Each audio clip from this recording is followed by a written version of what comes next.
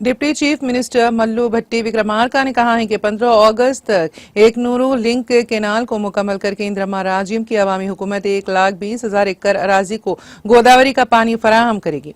Deputy chief minister भट्टी विक्रमार्का ने वजीर आबा श्री उत्तम कुमार रेड्डी ने वजीर माल पी श्रीनिवास रेड्डी, वजीर ज़राअत तुम्मला नागेश्वर राव के हमरा जिले भद्राद्री कुत्तागुड़म के आश्वरापुरम मंडल में वाक़ अमार गारी पल्ली के करीब वाक़ सीतारामा प्रोजेक्ट का दौरा किया।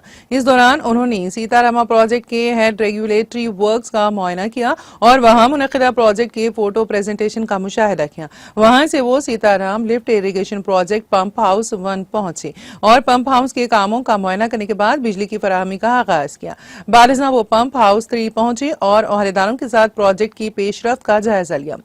इरिगेशन इंजीनियरिंग अफसरान ने वुज़रा को प्रोजेक्ट के अब तक किए गए कामों को जारी नहरों के कामों, जमीन के हुसूल मंसूबे की तकमील के लिए दरकार फंड्स और पावर पॉइंट प्रेजेंटेशन के जरिए दरपेश मसाइल के बारे में बताया।